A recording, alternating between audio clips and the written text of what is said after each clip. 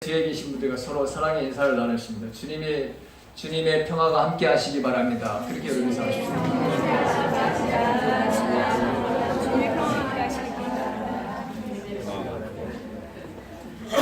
오늘 요한복음 11장 말씀은 우리가 너무나 잘 아는 말씀입니다. 예루살렘에서 얼마 떨어지지 아니한 베단이라는 마을에 마르다와 마리아 자매 그리고 나사로 오라버니가 살고 있었습니다.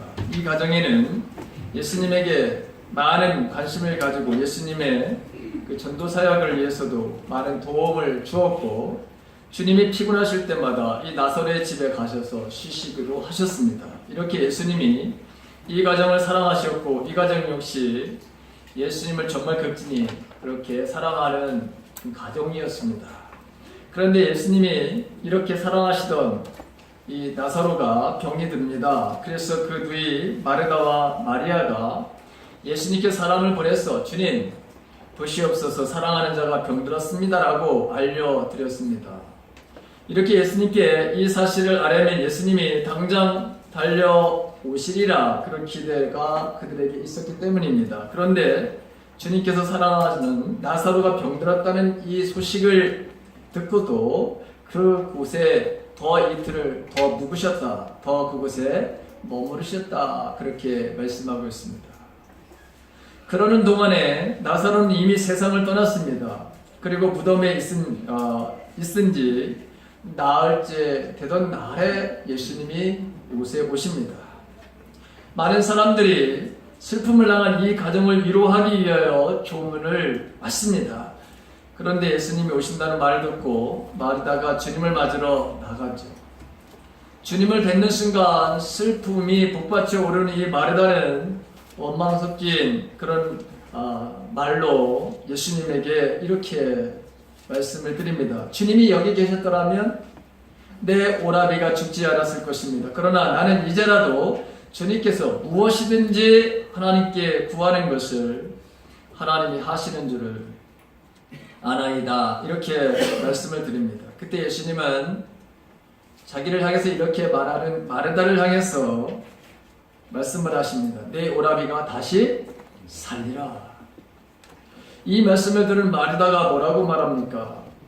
마지막 날 부활에는 다시 살 줄을 내가 아나이다. 지금은 안 된다는 거예요. 사실은 나는 믿지 않는다고 하는 거예요. 마지막 부활 때는 그 부활 때는 나는 주님이 살리실 것을 알고 지금은 뭐예요? 죽은 오라비가 살아나는 것을 나는 기대하지 않는다고 하는 그런 원망의 소리가, 그런 마음이 여전히 이 마르다에게 있습니다.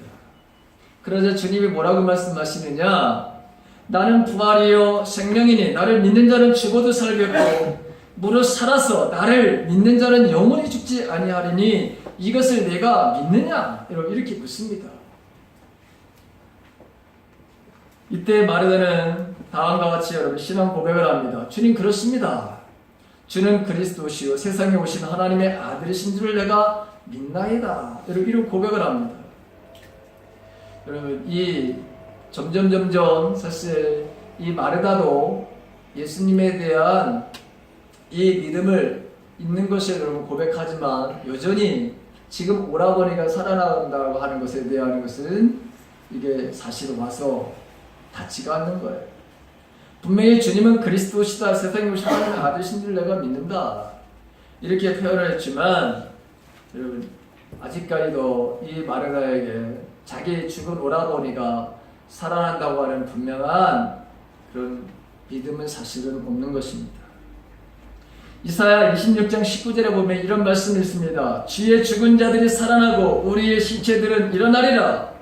티끌에 거하는 자들아 너희는 깨어 노래하라. 주의 이슬은 빛난 이슬이니 땅이 죽은 자를 내어 놓으리라. 이런 부활에 대한 소망의 말씀입니다. 다니엘서 12장 2절에도 이런 말씀이 있습니다. 땅의 티끌 가운데서 자는 자 중에 많은 사람들이 깨어나 영생을 받는 자도 있겠고 수치를 당하여 영원히 부끄러움을 입은 자들도 있을 것이다. 부활을 믿는 사람들은, 신앙을 가지고 있는 사람들은 잠자는 가운데 일어나는 사람들이 있을 것이지만 그러나 수치를 당하여 영원히 부끄러움을 당하는 사람도 있을 것이다. 부활을 믿느냐 믿지 않느냐 달려있다고 하는 것이죠. 여러분들도 부활 신앙을 가지고 있습니까? 부활이 여러분 가능하다고 확신을 하고 있습니까? 오늘 나사로가 죽어 무덤에 장사지난 바가 되었고 무덤에 있으니 나흘이 되던 때 마르다는 예수님이 하신 말씀에 대해서 나는 이제라도 주님께서 무엇이든지 하나님께 구하시는 것을 하나님이 하실 줄을 믿나이다, 이런 고백을 하죠. 여러분, 만약에 여러분들도 이런 고백을 확실하게 분명하게 한다면 분명히 저와 여러분들은 주님이 부활하실 때 그 몸으로 저와 여러분들 반드시 부활하게 될 줄로 믿습니다. 주님은 일부러 나흘이 바로 지난 다음에 나사로의 무덤을 바로 여러분 찾았습니다. 썩어 냄새가 나는 죽은 자를 살리시는 이 사건을 통해서 부활을 바로 믿지 못하는 제자들, 부활을 믿지 못하던 추종자들, 예수님의 바로 수많은 사람들, 예수님은 분명히 내가 고난을 받고 죽을 것이라, 그리고 반드시 내가 죽은 지 3일 만에 내가 부활할 거라고 하는 말씀을 제자들에게, 그 많은 추종자들에게 하셨습니다. 그런데 여러분, 그 사실을 이 제자들은 믿지를 않았던 것이죠. 그래서 일부러 예수님은 썩어서 장사 지낸 지 사흘이 지난 이 나사로의 무덤을 바라 여러분 일부러 그렇게 늦게 가신 거예요.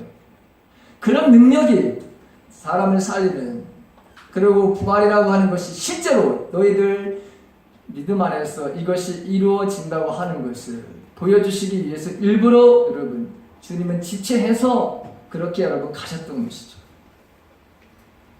요한복음 5장 28절과 29절에 보게 되면 이를 기히 여기지 말라, 이상히 여기지 말라는 것입니다. 특별한 것으로 여기지 말라.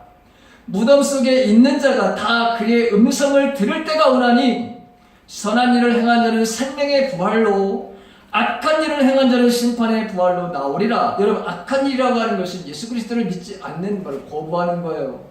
우리가 무슨 잘못을 저질러서 남의 물건을 훔친다든가 범죄를 저지르는 게 그게 악한 것이 아니라, 악한 것은 뭐냐? 예수 그리스도를 부인하는, 하나님을 부인하는, 이게 악한 것입니다.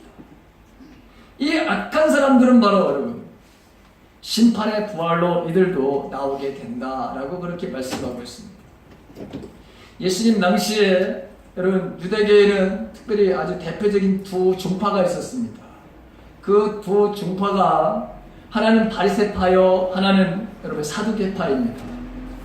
바리새파 사람들은 지금으로 말하면 소위 자기들이 정통이다, 우리가 정말 보수다, 우리가 정말 원조다 라고 하니 그렇게 믿는 사람들, 그 사람들이 바로 이 바리새파들. 이 바리새파 사람들은 부활을 여러분 믿습니다. 그런데 반대로 사두개파 사람들이라고 하는 사람은, 이 사람들은 부활을 바로 믿지 않는 사람들입니다. 근데 여러분, 대제사장들은 누가 대제사장들이 됐느냐? 부활을 믿지 않냐는 이 사두개파 사람들이 대제사장이 됐어요. 왜 그랬죠? 로마 권력으로부터 이 대제사장을 돈으로 샀기 때문에. 이해가 안 되죠, 여러분? 어떻게 부활을 믿지 않는 사람들이 대제사장이 될 수 있을까? 그런데 이 사두개파 사람들은 부활을 여러분 믿질 않았는데, 왜 믿질 않았느냐? 구약 성경 가운데 모세 오경만, 이거 모세가 가진 모세 오경만 인정하고 다른 모든 성경들은 여러분 받아들이질 않았어요. 그래서 사두개파 사람들은 모세 오경에서 부활을 가르치지 않았기 때문에 우리는 부활을 믿지 않는다, 여러분 그렇게 이야기를 합니다. 한 번은 사두개파 사람 하나가 예수님에게 찾아왔어요. 부활에 대한 진리를 반박하기 위해서 어처구니 없는 이야기를 여러분 가지고 예수님에게 질문을 합니다. 선생님은 부활을 말씀하시고 부활을 믿는다고 하셨는데 가령 이런 경우에는 어떻게 됩니까? 어떤 사람이 결혼을 했습니다. 그런데 이 가정을 이루고 살다가 그만 죽고 말았습니다. 유대 사람들의 풍속대로 하면 자식이 없어서 형이 죽으면 그 동생이 형수와 다시 바로 여러분 결혼을 해서 그 아이를 낳아서 그 가문을 이어가게 하는 계대 결혼법이라고 하는 형수 치수법이라고 하는 것을 만들었습니다. 그런데 그 동생이 형수와 같이 살다가 자식이 없어 또 죽었습니다. 그리고 형수는 그 다음 동생과 또 살았습니다. 이렇게 해서 그 여자는 7 형제와 같이 살다가 죽었습니다. 그러면 이 다음에 부활 때에 그 여자는 누구의 아내로 같이 살아가는 것입니까? 도대체 누구의 아내가 되는 것입니까? 이렇게 예수님에게 사두개파 사람 한 사람이 와서 질문을 했습니다. 그때 예수님이 뭐라고 말씀하시나요? 너는 성경도 모르고 하나님의 권능도 모르는도다. 다음에 부활하게 되면 천사와 같이 별터인데 시집가고 장가간다는 소리가 웬 말이냐? 왜 이런 그런 어리석은 소리를 하느냐? 하면서 예수님께서 뭐라고 말씀하시냐면, 야, 너희들 모세의 오경 믿지 않는 그거에 부활에 대한 이야기가 없다고 하지만 너희들은 모세 오경에 부활이 없다고 하는데 출애굽기를 봐라. 출애굽기에 보게 되면 가시덤불에 대한 이야기가 있지 않느냐. 여러분, 모세가 부르심을 받았을 때 가시덤불에 거기 불이 붙었는데 여러분 타지를 않죠. 그 가시덤불 가운데 하나님께서 나타나셔서 하신 말씀이 뭐냐? 나는 아브라함의 하나님이요 이삭의 하나님이요 야곱의 하나님이라고 그렇게 말씀하지 않았느냐? 하나님은 죽은 자의 하나님이 아니라 산 자의 하나님이라고 하는 것을 거기서도 분명히 가르쳐 주는데 너희들은 왜 부활이 없다고, 왜 다시 살아나는 일이 없냐고 그렇게 정말 무식하게 말을 하느냐라고 하는 것이죠. 여러분, 우리 가운데서도 여러분 여기 앉아 계신 분들 중에서도 부활을 믿지 않는다면 오늘 이 시간 부활하신 주님을 꼭 만나는 은혜가 있기를 간절히 바랍니다. 오늘도 여러분 사실 이 요한복음 11장에 있는 말씀은 일부러 부활을 바로 믿지 못하는 제자들, 부활이 없다고 생각하는 사두개인들, 모든 사람들에게 바로 부활이라는 것이 이런 거야 라고 하는 것을 보여주시기 위해서 예수님이 일부러 죽은 나사로의 무덤을 찾아가신 사건입니다. 그리고 오늘 우리가 읽은 요한복음 20장에는 바로 그렇게 이게 바로 내가 말한 부활이라고 하는 것을 너희들이 보게 되리라, 나를 보게 되리라. 조금 있으면 너희들이 나를 보지 못할 것이고 조금 있으면 너희들이 나를 보게 되리라 그렇게 말씀하셨는데 바로 그 말씀의 실증을, 그 말씀에 주님이 하신 말씀을 보여주시기 위해서 오늘 제자들 앞에 예수님이, 부활하신 예수님이 바로 나타나셔서 제자들을 향해서 말씀하고 있는 것을 보게 됩니다. 자, 오늘 여러분 이 말씀을 보십시오. 요한복음 20장에 보게 되면 부활하신 예수님께서 제자들에게 4가지의 말씀을 하시는 것을 보게 됩니다. 첫째는 부활하신 예수님이 여러분 제자들에게 말씀하시는 게 뭐냐? 너희에게 평강이 있을지어다. 평강이 있을지어다. 그렇게 위로하시고 그렇게 격려하시는 것을 보게 됩니다. 여러분 예수님이 2번씩이나 너희들에게 똑같은 말을 합니다. 너희들에게 평강이 있을지어다. 왜 여러분 이 평강이 있을지어다 이렇게 말씀하셨을까요? 사람이 이 두려움이라고 하는 것, 여러분 저와 여러분들에게 마음속에 이 두려움이라고 하는 것, 이거에 얼마나 우리를 바로 지배하는지. 지금 예수님이 십자가에 달려 돌아가실 때는 그 끔찍한 것을 여러분 제자들은 주위에서 여러분 들었고 또 가까이 가서 여러분 본 사람도 있습니다. 그리고 잡히시기 전에도 이미 다 도망가 버렸어요. 그러니 그들이 얼마나 지금 그 마음속에 여러분 두려운 마음을 가지고 있는지 문도 다 닫아서 여러분 지금 있습니다. 주님이 계시질 않아요. 그러니 여러분 얼마나 그들이 이 두려움에 여러분 사무쳐 있는지.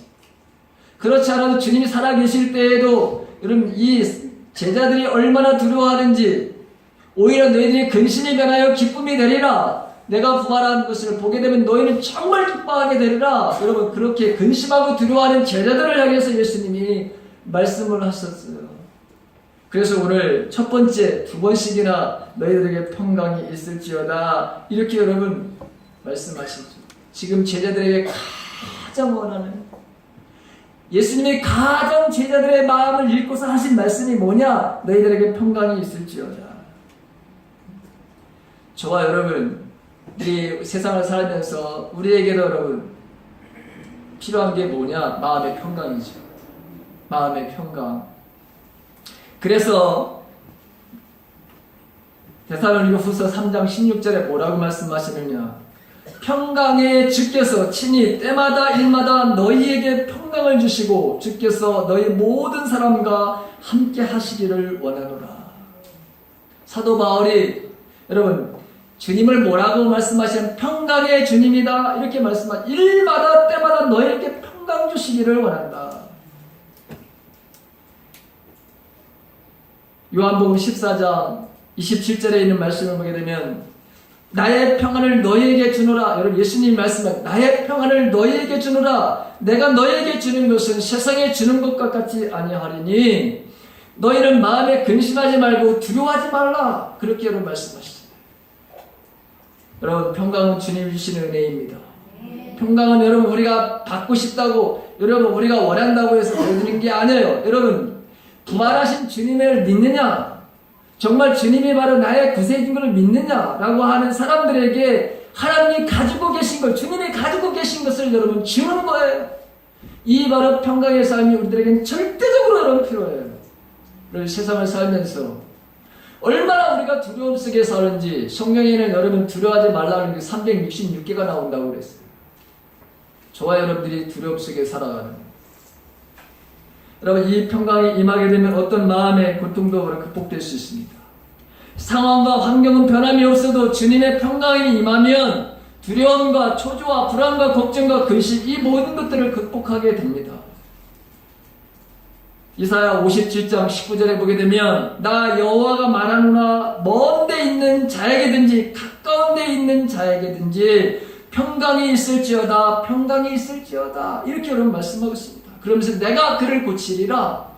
여러분 병들어 있는 사람들, 마음에 평강이 없는 사람들, 내가 평강을 주어서 그의 마음을 고치겠다 이렇게 여러분 말씀하시잖아요. 부활의 주님 오늘 저와 여러분들에게 평강 주시기를 원하신다는 거예요. 오늘 우리를 불안케 하는 일들이 여러분 세상에 너무너무 많지요. 여러분 우리 학생들도 여러분들의 마음을 불안케 하는 것들이 얼마나 많은지 몰라요. 우리 사회를 지금 지배하는 모든 것들은 말하는 낙심이라고 하는, 절망이라고 하는 거예요.